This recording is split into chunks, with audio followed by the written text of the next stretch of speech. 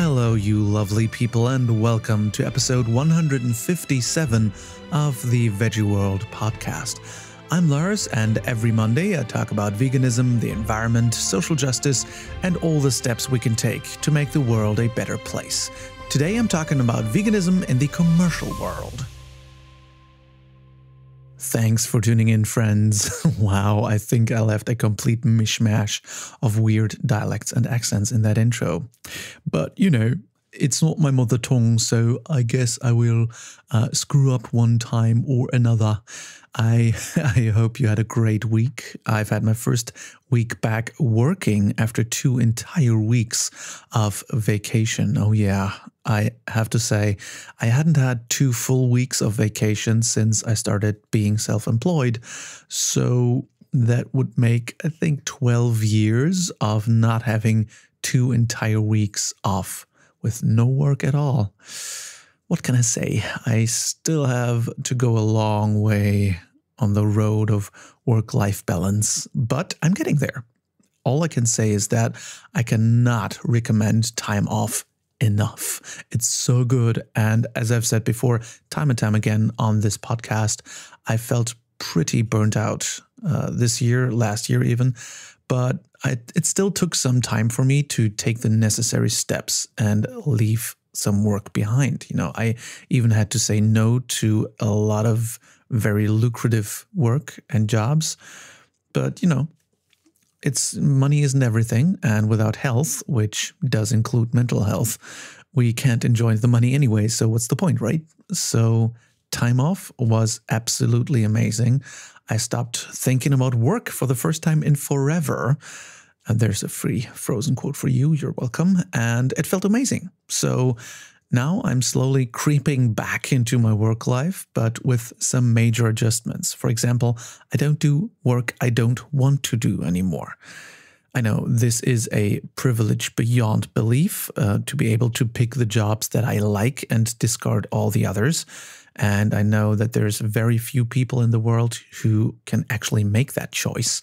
But I believe that we can all change our parameters, or at least our perspective on work and how much we should work. For example, again, this is a very privileged statement, but not needing as much money, for example, leads to being able to work less and spending more time with yourself and with your loved ones. And I think in this very consumerism-centric society, we tend to think that we need to work more than we actually need to because we think we need lots more stuff in our life. And I think that's bullshit. So here's to everyone who wants to rethink their work-life balance. And I'm starting to ramble, and this is a topic for another time. But on my Instagram, for example, which now, by the way, I changed from Lars Walter Official to just Lars Walter because it's not super official. You'll hear lots more of me talking about that and other topics in the future. So if you like, just follow me at Lars Walter at Instagram or on Instagram. Today, we're back with part 2 of our interview with Berlin-based Roxy Velez, who is not a graphic designer, as I called her last episode. So sorry about that. Roxy is in fact a motion director, and that's a big difference. So motion director Roxy Velez is back to talk about her vegan animation studio, Vexquisit. Also, we talk about the ethical challenges one faces in the commercial world if you're vegan, where, for example, almost all food commercials are linked to some kind of animal product.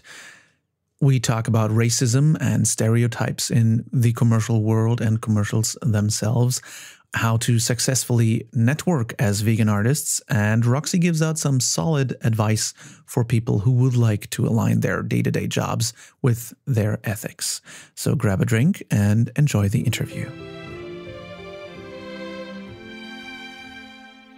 But everything has happened very slowly. It's not like I say, open the studio and then the clients are knocking on the door. Because I actually They're swimming in money. Right? So like when I moved to Germany, my clients will just follow me. Like, no, it's not happening. Time zones. And then, all my network was non-vegan for work. Right. And so I had to again start from zero when I went vegan, when I decided to do the animation stuff. And I mean, I decided to just do the transition, not really just stop freelancing. Right. Yeah. And I was on Instagram, so Jody Manel posted something. We need video people around the world. And I was like, hey, we don't do video, but we do animation. And I can share you this privately that we did for the SIVA training. And she loved it. So we started working for Live Kindly. You know, we started talking, and then after 3 months we started working. So all the time it takes time. Yeah. Oh my God, it takes so much time. Well, freelancing, they say, hey Roxy, we need somebody next week. Yeah. The latest. So, Or tomorrow. Could you do tomorrow and finish by yesterday, please? Thank you. Yes. Yeah. So I did kind of miss that security, like not security, but like the speed of things. Right. But it's okay. It was okay. I was still freelancing at places, and then I just stopped. But then because we worked for them 5 months, my freelance connections went low. Yeah. Because as soon as you're not on the table anymore, people tend to forget you very quickly. And I start posting online about me and my studio, and I'm just working on my positioning. It doesn't mean that I was fully not a freelancer yet. Right. And but we were doing these animation clips for them, everything with a light tone to make people connect with the message. So that was pretty cool. I don't know if you saw them. I might have. It's been a while since I've been looking up Live Kindly videos, I have to say.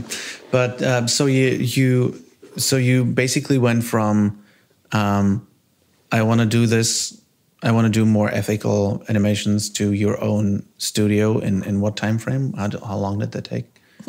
I would say it took so long, but it took 9 months. 9 months? That's pretty quick. So now it was registered in 9 months. Okay. Yeah. So how long was that ago when you started? That it got registered in 2018, end of the summer. Okay, so But for Melanie, we worked in early 2017. Ah, okay. I think. So that was the start of your early idea. 2018. Sorry. Okay, so you're now basically 2 years in, and wow. So you told me before the interview that you have mostly freelancers. So how does your studio work? Like, how many people work for you? Right. What work do you do? Do you do animations yourself still, or are you just doing the boss jobs? I'm doing the directing, the art direction and creative direction. For Live Kindly, I was more prepared to not book myself as the animator. Right. And well, actually, at the beginning, I thought maybe I can do it, but I was traveling. I was going to New York to give a talk at my school. So it's cool to come back as a vegan. Right, cool. Because they're like, oh, she moved to Germany. Yeah. How does she do it? Oh, but she's vegan. And then, then they ask, oh, do you only hire vegans? That's funny. Do you? No. Okay. It's very hard to find just vegan freelancers, right? I think the client needs the work done in the best way. So I need to hire the best people. And it's a thing that you might reach those freelancers with that message as well, right? We don't tell them that, but but it happens. Yeah, it happens. Under the radar. It's under the radar. That's a secret. I had that with the Planet Vegan documentary, actually, where our composer wasn't vegan at the time. He was like mostly vegan, but he was like eating cheese here and there. And by the time he watched the last episode, we did 2 episodes for the premiere, and the last episode was like in the chicken farms and all that, and you just see this horrible footage. And by the end of his composing, he said, yeah, I'm vegan now. Yeah. It's like, yes, but it takes time. You don't want to smash the door in with the message. You just want to show the people that you're working with, this is the material that you're working with. Exactly. And just think about it. Yeah, and you want to reach, I feel like there's this thing, we should try to reach the most influential people. Right. So if we actually, the person that did the sound design for Live Kindly, he's super well known in the business, I think, because I've seen him doing interviews internationally, and he's working for Audi, like doing the original Audi stuff. And his work is amazing. And he decided to make it a lot more affordable for us. Right. Because he said, oh, it's a good cause. Cool. Right? Yeah, that's fantastic. And then I was like, okay. And then I thought, I'm not sure. He hasn't told me. I haven't been in touch with him lately, but something happened. No, I think definitely something happened there.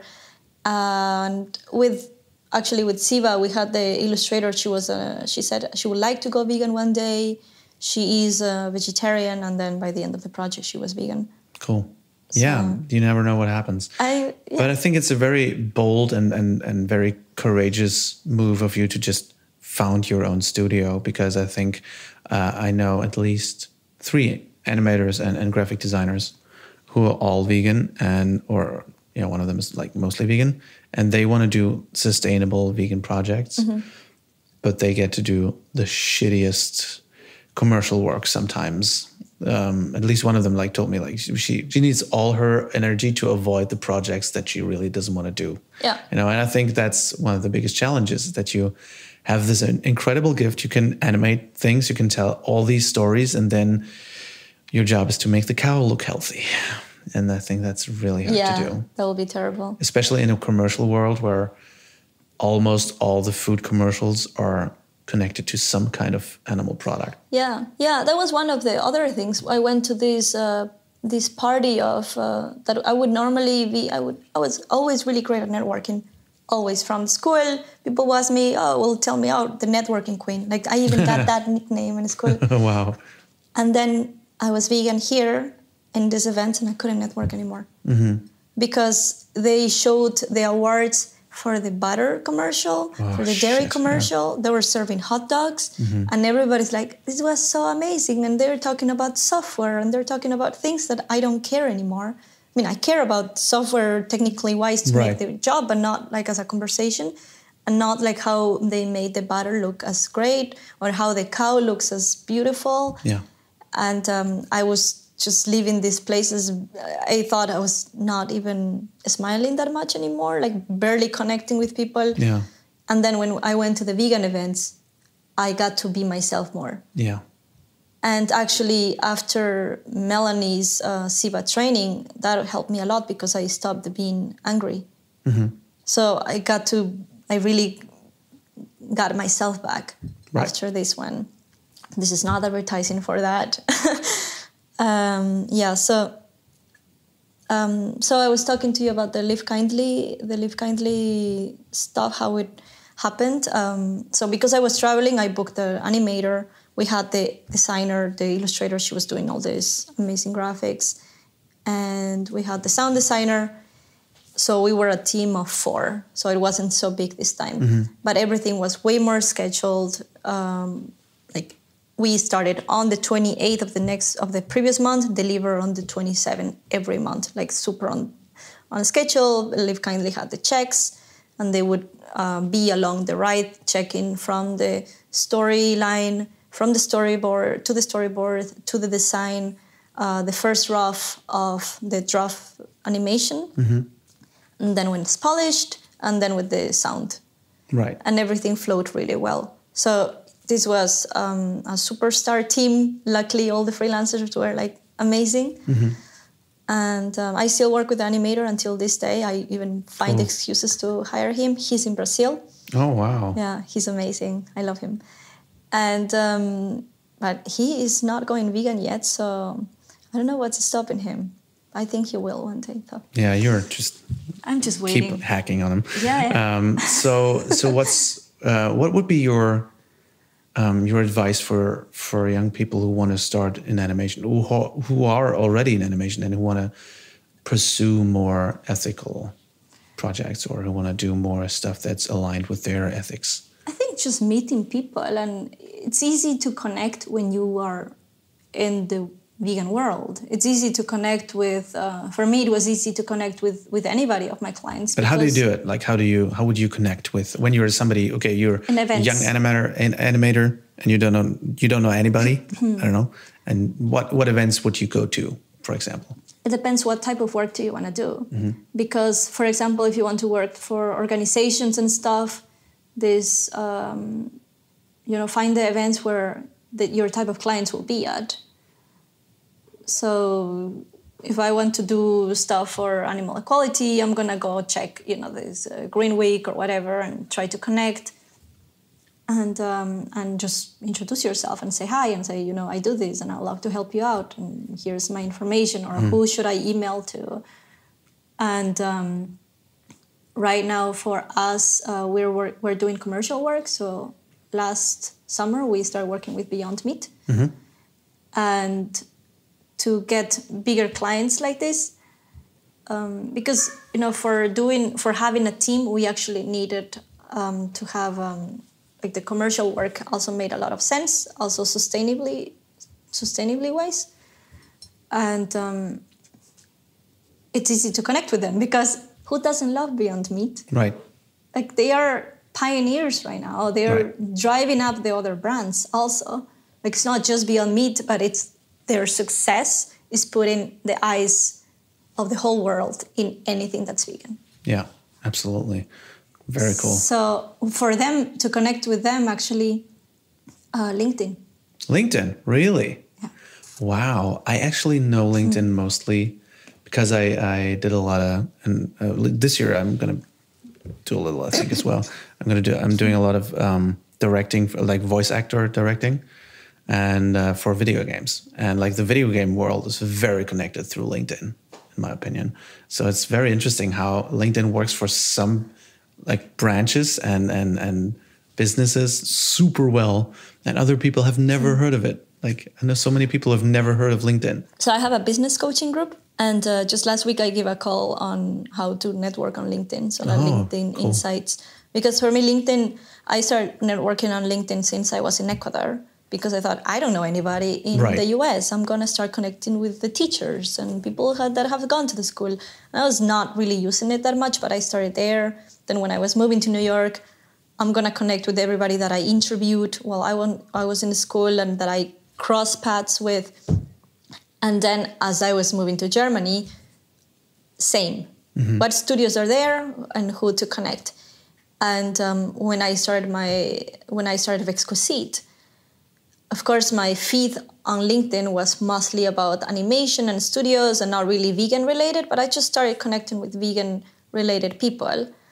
And there's a trick. So if you go to, you say, I want to work for, I don't know, Tofurky, and you click, you find the page and you can see who works there. So then you can start connecting with them. Just don't add them all at the same time because then you're spamming. Yeah. But you can also see the other companies that are like Tofurky. Like there's some place that you can click and then you see all of them like related, just like on Instagram, who you could also... who could you follow? Yeah, who's following those guys? Yeah. And then you discover new ones because you might be thinking only maybe 10, but then there's like hundreds. Yeah. And then I just tell them I love connecting with plant-based, with people in the plant-based industry. And... Would you recommend interact with them? And I think that's also be like authentic to it, like be real. Would you recommend people working for free, like on their first job, to get a job, or is because that's a hard topic? I think it's really tricky. Really hard topic. I think that it depends where you are in your career. I think for us, we've gotten some. I mean, for us right now, we don't do free work, right? Because I need to pay my team. Yeah. Because you mentioned you proposed to Animal Equality to do free work for them at one point. Yeah, first at the beginning. Yeah, I think like if you can afford it, then why not? I mean, you need something to start, You need to show something. So in a way, it's better to show when you're building your portfolio, you're making an animation piece about why not eat animals? Why not attach a big name to it? Right. It's just going to pull some eyeballs on it. Yeah. So if you don't have anything, then yes. And if you're not burning anybody, then yes. Fantastic. Yeah. It's very interesting because I think it's a question I always ask myself, and I think it's just a very tricky one. Yeah. It's like people tend to use that as well. And I think that it's also happening in the industry, because it's like, you know, we are small, we're like growing, the industry is whatever, and they give you all the reasons why their budget might be lower than what you need. Yeah. And at the beginning, you know, somehow I thought, okay, maybe it works if I do this, if I do that, if, you know, maybe if I hire people that are slightly or a lot cheaper or something. And then I actually did that at the beginning. But after starting, they're not the freelancers anymore. They have names and I care about them. Yeah. So it stops being only about the client. I need my team to be happy if the product's going to be good for the client. Yeah. Absolutely. So the team needs to feel appreciated and they need to be paid sustainably. And if they are not paid sustainably, they will also eventually stop working for me. Yeah, absolutely. Yeah. So, and as you said, I think you said it perfectly when you worked your first big project and your heart was full. I think that's the thing. You want your people to feel the same way, right? Yeah, exactly. And I think that it's, I mean, they've told me they really enjoy working with me. I'm always making sure that nobody's getting burnt. I tell them, hey, you know, we set a day of work for this. If that's where we have, you know, you don't need to burn yourself or anything. And always making sure that they're all right. And sometimes they even push more because they think they feel so appreciated. Oh, fantastic. So, and I appreciate that, but there's always this, you know, this whole management. It's not just communicating what's to happen, but it's making sure that everybody feels taken care of. Oh, that's fantastic. Yeah, I think it's very important. And that gets thrown on the wayside way too much. And I think it's very, very important. Yeah. And, you know, as a freelancer, I had experience in the industry for 8 years. So I experienced all type of producers that will treat me like I matter the least, to producers that would bring me the lunch to the office. Wow, really? Right? Fantastic. So I actually want to be that, like the producer that I loved, you know? So when I'm doing this, I try to, you learn this, you know their end, you know they don't like late payment, you know like all of these things. So it's it's not good to directly say, I'm going to open my studio, I'm going to be the boss. Like first learn to be in the bottom. Yeah. Because you will learn a lot of skills, like soft skills that will make you better later at leading people. I don't know if I'm the best or at all. I'm just trying my best, but I'm very glad that I have the experience of, you know, all of these type of situations. Fantastic. What's your experience being a woman as a business person in this business? I think the media business is maybe a little more forward thinking, but did you have like any challenges because you're a woman as a business person and a business leader, or was it super easy? Oh, of course, there are challenges. Yeah. We're a minority. Yeah. I grew up in a minority in a way because from school there were less women than men somehow. So I'm, in a way, I think that I have thicker skin there because seriously, we were like 5 girls and 12 boys, from I was 7 years old or something. And then graphic design, minority, motion design, a little equal. The cool thing in the vegan industry is that there's mostly women. But I think as a founder, sometimes we are in networking events and I'm with David, he's the co-founder. He's the silent co-founder. And people talk to him, not to me. We're both there. And then he is saying, but she's the boss. You need to talk to her. And I'm like, stop it, you know, like it's fine, like whatever. But then I just, you know, I will just like the people that are more forward thinking, that they want to ignore me. Then I kind of also don't want to deal with that. So I just move on. Like there are people that will be like this. And I mean, I don't know. I mean, I think there are some written studies that women get negotiated down more than men. So that's the hard part, that you can't really just walk away from that.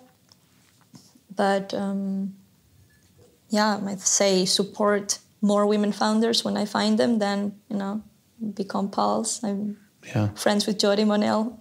Yeah, I think it's important not to have this this competitive nature. I think we all need to really stick together, especially if especially, I guess, as a woman, when you have women competitors, so to speak, to stick together rather than fight against each other. Yeah.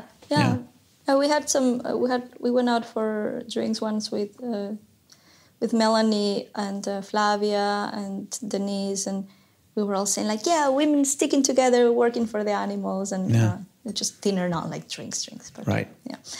And so I mean that's pretty cool, and I think that there are a lot of forward-thinking men also, because it's a forward-thinking movement. Right. So that's the cool part. Like it's an industry that it gets easier than other industries. I think that if it was like the automobile industry, it would be really hard. But there is also this group, Vegan Ladybugs. Actually, it's not technically global anymore because the founder, she decided to just release the chapters. Everybody takes care of it. I founded the one in Berlin when I was starting Vexquisit. Right now, I'm not the admin anymore because Vexquisit took over and I can't handle it. It's too much. But that's cool to meet other women and kind of support them. It's called Vegan Ladybugs? Yes. Fantastic. Where is it? Is it a Facebook group or is it? There's a meetup. So anybody interested can find us on Meetup. There's the Berlin chapter. There are chapters around the whole world. So you look Vegan Ladybugs and the name, but they're on Facebook as well. And fantastic. Yeah, there's the global group that's still active for, being on Facebook, but not, they don't organize or, make rules anymore. Now you can. So everybody just does their thing. Yeah, fantastic. Yeah, I think it's just very interesting, especially in the commercial business, how you would think it's forward thinking, but it's actually not that much. I experienced that through acting, actually, because I get hired mostly as like a tech guy, because, I'm a little chubby and I got a beard and, people trust this man. And I think, nobody would hire an actress of color to explain to you tech things. It's like companies don't hire that way. And I think that's really something where we get to do so much work yet. Yeah, because it's like, how's that possible? Like, it's still, when you look at commercials, like especially not even animation, but commercials in general, I think, most car commercials are being narrated by men. Like, you have hardly any women voiceovers over car commercials. It's mostly, or if it's like tech stuff, if somebody explains something to you, it's a lot of male voices, and it's like a lot of deep male voices to make you feel good. Yeah, it is true. I think that we are, in a way, still going through this, like this thing you just tell me right now. I didn't think about it. Yeah. There's so many things that we just don't see. I'm like, it's forward thinking, but there's probably a lot of things that I'm not seeing. I try to just focus on the positive because there's just so much on the day, and you meet so many people that might just not see the way you see things. But I definitely feel often that I'm a minority. I'm a woman. I'm Latin, not from Germany. So I mean, if I see it that way, but I don't have time to see it that way. I just do what I want to do. It's a very good way to think, I think. Yeah, that's perfect. I just got hung up on these things sometimes because I, like 2 years ago, I talked to a model on a commercial shoot, and she said, I would love to cut my hair, but I know I'm not going to get hired anymore if I have short hair. That's crazy. Like, wow. I mean, she was like gorgeous. She would have been gorgeous with short hair, with any hair, with a bald head. Doesn't matter. But that's the thing. And that's, I think, where companies like yours are very important, to just have forward-thinking philosophies and you consciously connect with forward-thinking clients, I think. And that's just very very future-proof, I think. Yeah. I mean, it's like sometimes, I might reach out to someone and we just don't connect. And then, I'm reaching out to someone the next day, so it's okay. Yeah. Fantastic. So what's next for you? What's on the table for 2020? What's your plans?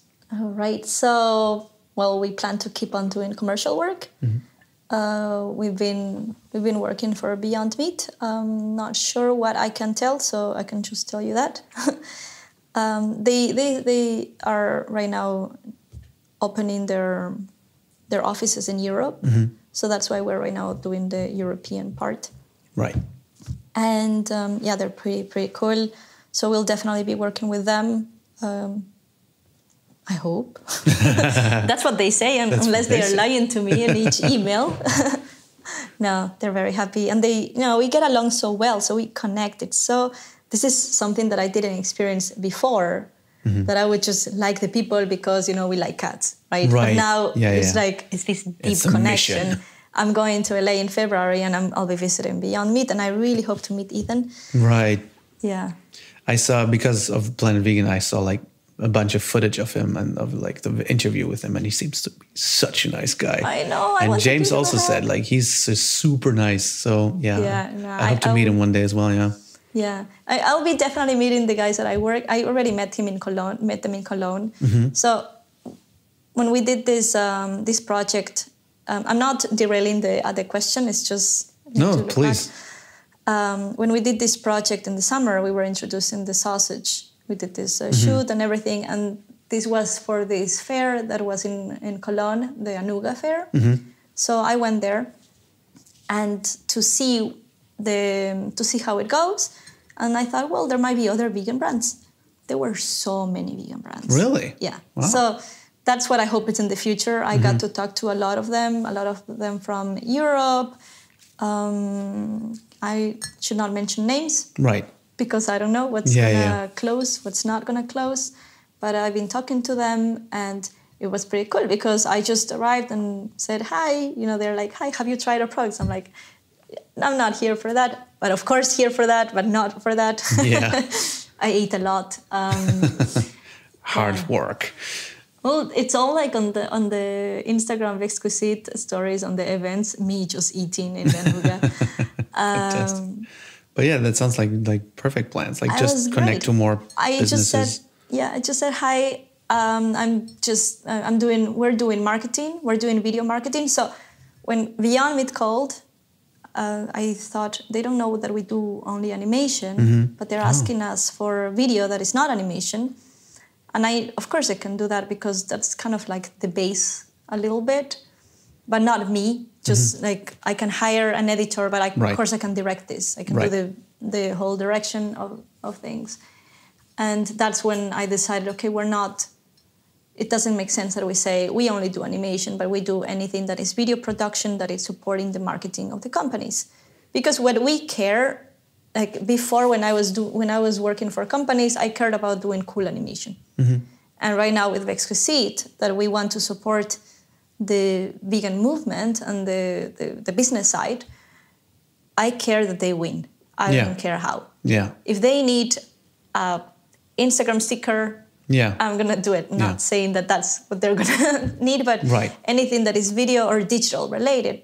Can be stills, can be any type of marketing, anything that supports their marketing. So it stopped being about me, it's about them right now. So then I would arrive to each booth and say, I'm Roxy Velez, we do digital marketing to support vegan plant-based brands only, exclusively. And I'm here supporting my client, Beyond Meat. So that was the only line I needed to say. And then they're like, oh, Beyond Meat. Then I was in. Yeah. Talking to the marketing person. I think getting like such a high profile job just opens so many doors. Yeah. Fantastic. So to wrap things up, I have like one very important question left. I asked that to everybody. What's your favorite dish at the moment? On the personal side, like what could you eat every day right now? Even if it's not good for me? Yeah, absolutely. Absolutely. Guacamole and tacos. Okay. Tacos and guacamole. Hard shell tacos or soft shell tacos? Soft and not spicy. Yeah. Just guacamole or something else on it? No, I mean tacos. Like we were in Mexico just some time ago, 2 months ago, and the tacos there, the vegan tacos. There's so many amazing the tacos in Mexico are the best, and I just dream about them now. Now you're making jealous. These Okay, crazy fantastic. flavors. Yeah, I love like burritos and then tacos and all that. It's just so good. All right, thank you so much. And where can we find you and your work? That's love to say. Right. So the website, vexquisit.com. And then there's the Instagram page. And right now we also have this product that's Vegcraver. That's a vegan catering platform finder. So we didn't talk about that, but... yeah, I didn't know that we could. Absolutely we do. can talk about that. Yeah, Vegcraver. Yes. Vegcraver.com or... Well, it will be vegcraver.com. Right now, if you go, they ask you for login information because it's being built. Okay. The platform, we plan to launch it latest end of March. So Vegcraver is going to be about finding vegan caterers. Yes. Yes, I went to this conference this year, and it was about technology and sustainability. And I loved it. There was so much about like eco cars that are like delivering stuff. And then there was a big barbecue. Every time. It's like climate conferences where they have like a big climate conference and then let's go to the steak bar. Oh my God. Wow. Yeah. And I was very hungry. You know, the hungry? Yeah. Yeah. And funny, they called last week because I signed up for something. Okay. And then I told them this. So maybe I'll be talking there or something. But I told them that conference got this idea born because I was, as at the time that I was writing the review, I was writing, this is Berlin. There are so many caterers that could have helped you, so many food trucks that, you know, at least one vegan food truck there. And there was a very sad vegetarian option, or like very lame vegan option. And how can you not find it?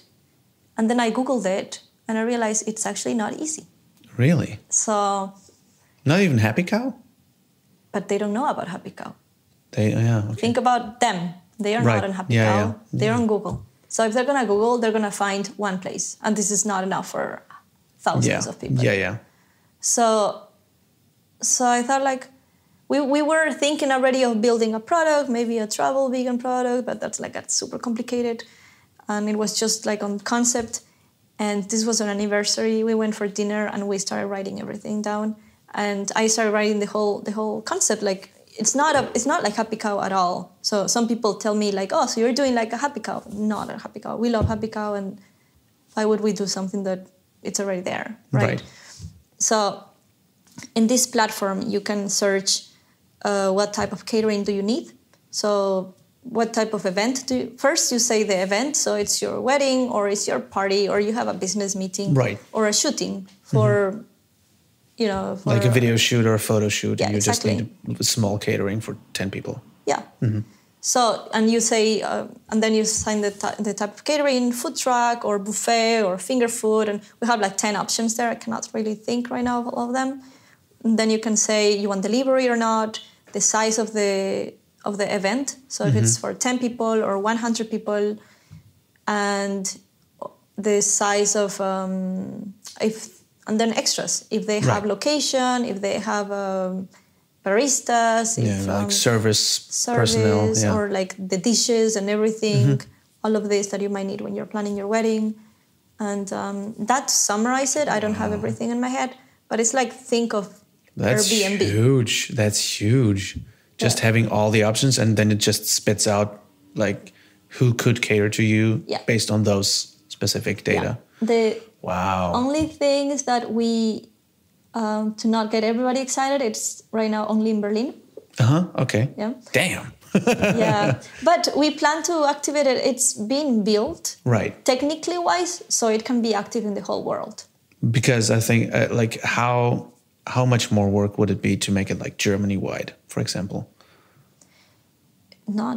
Nothing. Maybe you can plan it. Just because I'm from Düsseldorf, maybe you could just plan it to do that.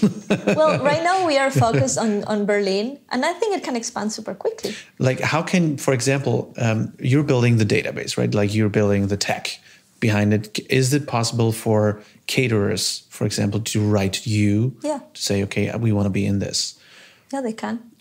So would it be possible for them, if they're not in Berlin, to write to you and say, okay, we're not in Berlin, but would it be possible to include us? Okay. The only thing is that we don't want to add one caterer per city. Right. Because then we cannot say, hey, we are in Düsseldorf now, go find us, and then there's one listing. Right. So to activate each city, we need 10 that are approved. 10? 10 approved ones. And the caterers need to be 100% plant-based, so no vegetarian. Right. Sorry.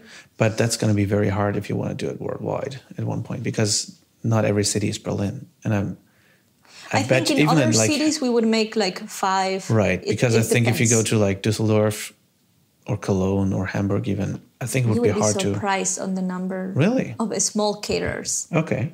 So the ones we know, like in Berlin, if you're before starting to look for them, I thought, well, there's gotta be at least 15, right? And right now, I'm not saying that we're gonna have all of them listed, but I have a list of over 40. But this is Berlin. Yeah. Berlin is Berlin. But it's like over twice as much. Okay. Right? So if you're thinking they're gonna be 5, they're gonna be 10. Okay. Like I'm saying there's so many schools right now that are like teaching plant-based cooking. Right. And so there are like these chefs that they say, well, we do, or like chefs that only do cake. Right. Right. So they count as well. Okay. Interesting. So not full catering, everybody. So like. So you don't need to be like a big caterer. No. To be on there. If you if you know somebody that does only cakes, then they can be there. Oh, interesting. Or only somebody that does only finger food, or some chef. Or also for cooking events. Okay. Wow. But of course, if there's a small city, I'm from Ecuador, so I know my city might have only 5. I would still activate it with 5. In the small cities, I think with 5 we can to have it active. But it wouldn't be, people want to go and browse. Yeah, that's true. So, that's true. Although I know, like from my experiences on Happy Cow, it's like you're in a small city and you're thankful. You appreciate every single option that you have. But yeah, I understand that you want to make it as diverse as possible. Yeah, no, very cool. We're testing all the time different addresses of the whole world to make sure that it's directly been built worldwide. Oh, cool. But right now, as we reach the caterers, we realize this is missing on our side or on their side. So that's why we are just focused on Berlin to make things simple as we build it. Right. After the launch, hey, if it's gonna grow directly, we are happy. Right. It's not very cool. Yeah. So we plan it to grow, to be big. So then our next, according to the analytics on Instagram, or 40% of our audience is in Berlin, and country-wise, and the second one is in New York. Oh, so okay. Our next target will be New York. Wow. Because we know they're gonna be the audience that wants catering is in New York. So there's like a whole side plans to make it grow. We are open to get ambassadors in different cities because we're not in New York, in person, right? So the ambassadors know who to reach out to, and it's a small idea that is growing like a very big monster, and it's a little scary. Yeah. It is scary, but it's very cool. But because I think it's missing from so many things, and there's so much demand for it, basically all over Germany, even that I think it's going to hit big. And our idea is that non-vegans find it very attractive. So everything is being built thinking of non-vegans. Right.